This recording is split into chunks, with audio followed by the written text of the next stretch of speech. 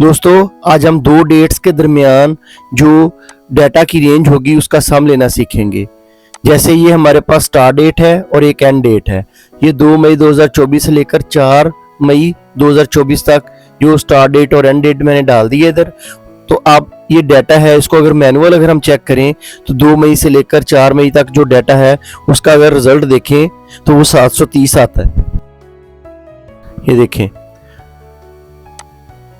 अब इसके ऊपर एक और मैजिक भी है कि अगर हम स्टार्ट डेट ऊपर नहीं लिखते तो क्या होगा, वो फर्स्ट डेट से लेकर 4 मई तक जो भी रेंज होगी उसका डाटा जो है उसको सम लेगा।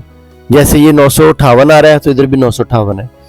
लेकिन अगर मैं इसको अंडू करता हूँ और एंड डेट को ख़त्म करता हूँ तो वो स्टार्ट डेट से लेकर जो भी स्टार्ट डेट इधर मेंशन की होगी, टू डेट डाली हुई है, 2 मई डाला है, तो उसके एंड डेट जो होगा वहाँ तक अगर देखेंगे तो वो 14,448 आता है। तो इसका रिजल्ट भी जो है वो 14,448 ही आ रहा है। तो ये हमने कैसे परफॉर्म किया है, अपनी प्रैक्टिस फाइल के ऊपर चलते हैं। ये हमारी प्रैक्टिस फाइल है, इसके ऊपर डेट मैंने मेंशन की हुई, यहाँ पर फार्मूला लिखूंगा।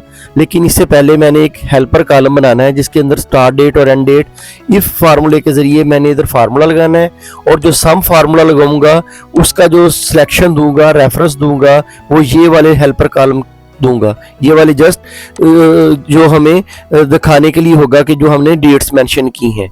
इधर हम फार्मूला लिखते हैं। इधर मैं इफ फार्मूला लिखता हूँ, लॉजिकल फार्मूला है।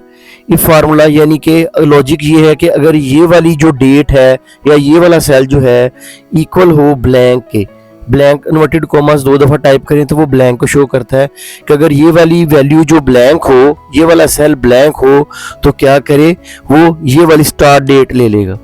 इसको हम लॉक कर देते हैं। वरना अगर ये वैल्यू फॉल्स आए तो क्या करे, यही वाली वैल्यू ले।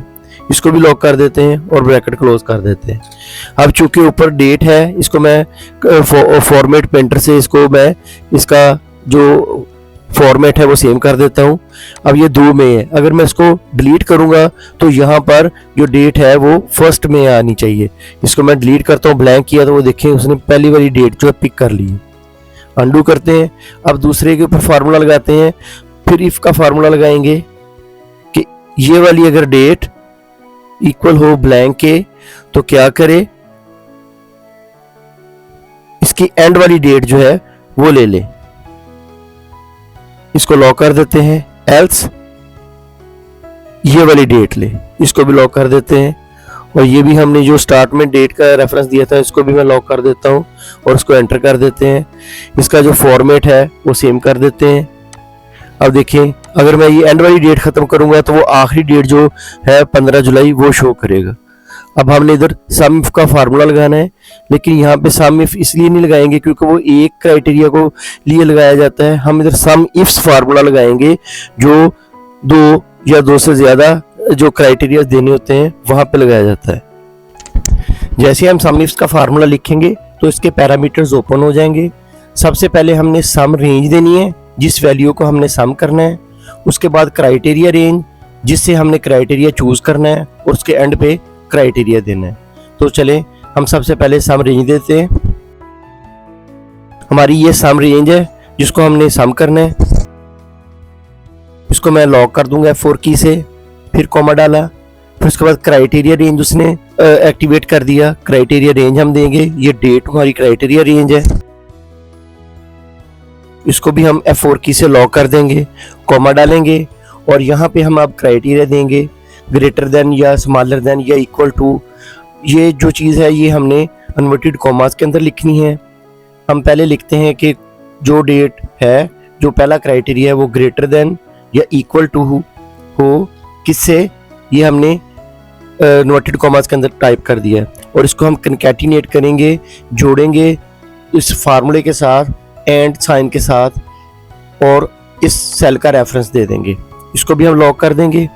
उसके बाद फिर हम कॉमा डालेंगे तो क्राइटेरिया रेंज 2 स्टार्ट हो जाएगी।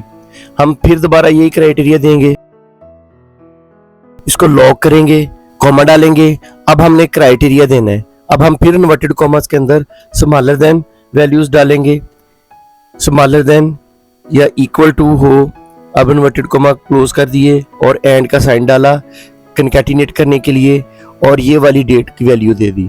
इसको भी लॉक कर देंगे और हम इसको ब्रैकेट क्लोज करके एंटर कर देंगे। तो ये देखें, ये 2 मई से लेकर 14 मई तक जो वैल्यूज़ हैं उनको हम मैनुअली देख लेते हैं। उसकी जो वैल्यू है वो कितनी है, वो 2245 है और हमारा भी वही आंसर आ रहा है। अगर हम इसकी डेट चेंज करते हैं, मैं इसकी 1 डेट करता हूँ 1 में, तो वो ऑटोमेटिकली उसका सम जो है वो उतनी रेंज का उसने फेच कर लिया है। ये 14 मई तक जो हमने देखा, ये 2473, ये देखें 2473, ये बिल्कुल परफेक्ट आ गया। लेकिन जैसे हम इसको डिलीट करेंगे ऊपर वाली वैल्यू को या नीचे वाली वैल्यू को, तो वो टॉप जो वैल्यू होगी डेट की क्राइटेरिया की वो पिक कर लेगा। जैसे मैं 14 मई को डिलीट करता हूँ तो उसने टोटल जो वैल्यू 1 मई से लेकर एंड तक की है उसने पिक कर ली है। देखिए इसकी वैल्यू 14,776 है और हमारा आंसर भी वही है। अब हम अगर इसके ऊपर डेट को चेंज करते हैं, मैं इसकी 5 मई कर देता हूं, तो वो 5 मई से लेकर एंड डेट तक जो वैल्यू होगी, ये इसको हम चेक कर लेते हैं। 13,718, इधर भी 13,718। उम्मीद है कि आपको मेरी वीडियो पसंद आई होगी। इसको लाइक कीजिएगा, शेयर कीजिएगा और सब्सक्राइब कीजिएगा। खुदा हाफिज।